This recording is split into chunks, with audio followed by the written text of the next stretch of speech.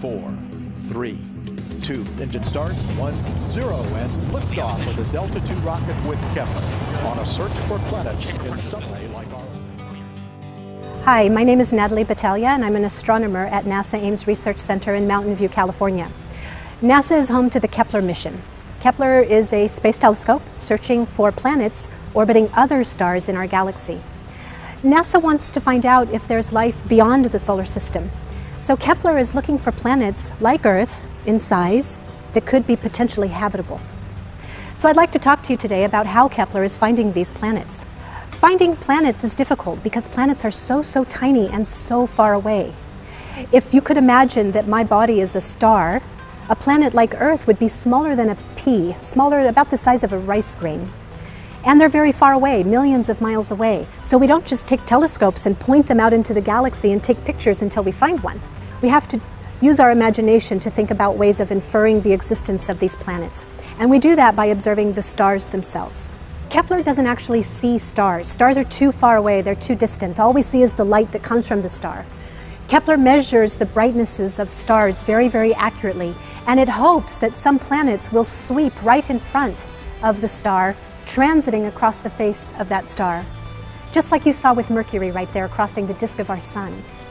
Kepler doesn't see the planet itself, but it will perceive the presence of the planet because it will see a change in the amount of light that it collects from the star.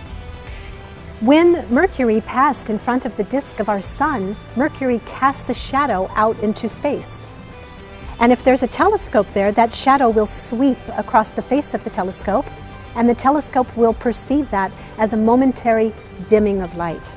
And that's how we infer the existence of these planets. We look for these tiny dimmings of light that occur when the planets in their orbit around the star pass right between the disk of the star and our telescope, casting a shadow out into space and sweeping it across the face of our telescope. So let's go see a model of how this works. This is a model of the Kepler spacecraft. It's a space telescope. So inside there's a mirror that's about 1 meter across. That mirror collects light from stars in our galaxy, and it takes a picture of that light on a little detector, kind of like what you have in your cell phone cameras. Except the detector for taking pictures in your camera is about the size of my thumbnail. The detector inside of this space telescope is about this big. This is an orrery. An orrery is a model of a planetary system. So in the middle you have a star, or a light bulb that represents the star, and orbiting around it, in this case, are 2 planets. In this model orrery, we also have something that represents the Kepler spacecraft. In fact, there's a little detector there that is measuring the amount of light coming off of that light bulb. So I can make the planets orbit by turning this crank. And when I orbit them, when I make the planets orbit, this light sensor will measure a dimming of light when this little blue planet passes in front of the star. When a small planet like this passes in front of the star, the spacecraft itself will measure a dimming of light that lasts about 12 hours. On this computer screen, we can see what actually happens with the brightness measurements that the telescope is making. On the computer monitor, we see this red trace. The red trace is a measure of brightness as a function of time. So our light sensor is measuring the brightness of the light bulb, and it shows the brightness at every moment of time. And as Kepler is looking at the stars, the brightness kind of looks like this. It's pretty boring, not much is happening. But when a tiny planet passes in front of the disk of the star, all of a sudden we get this tiny dimming of light that happens. It lasts just some hours, but if we can detect that dimming of light, that's a telltale signal that there is a planet orbiting that star. This technique for finding planets is called the transit technique.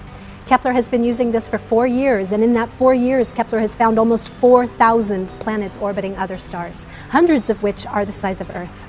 Let's go see some of Kepler's discoveries. And this is one of my favorites.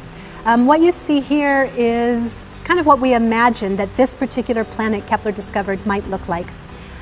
Its name is Kepler-10b. Kepler-10 is the name of the star that it orbits, and it's a star very much like our own sun, except it's 560 light years away. Kepler-10b is actually kind of the same size as Earth. It's only 40% larger. So why does it look so different? It has this glowing side on the right. The reason it looks so different is because it has a very different orbit. Kepler-10b orbits very close to its star.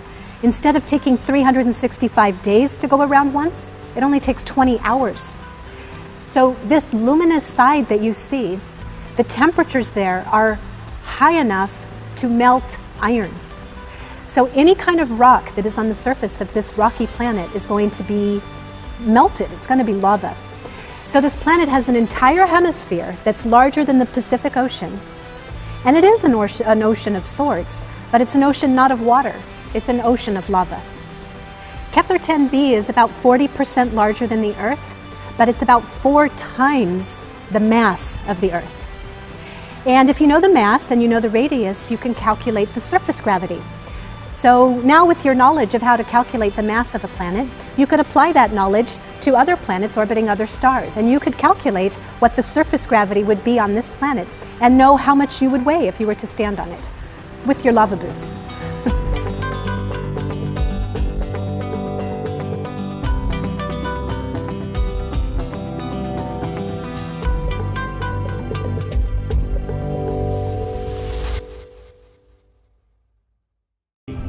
Seven, 6, 5, 4, 3, 2. Engine start. 1, 0, and liftoff of the Delta II rocket with Kepler on a search for planets in some way like our own. Hi, my name is Natalie Battaglia, and I'm an astronomer at NASA Ames Research Center in Mountain View, California. NASA is home to the Kepler mission. Kepler is a space telescope searching for planets orbiting other stars in our galaxy. NASA wants to find out if there's life beyond the solar system. So Kepler is looking for planets like Earth in size that could be potentially habitable. So I'd like to talk to you today about how Kepler is finding these planets. Finding planets is difficult because planets are so tiny and so far away. If you could imagine that my body is a star, a planet like Earth would be smaller than a pea.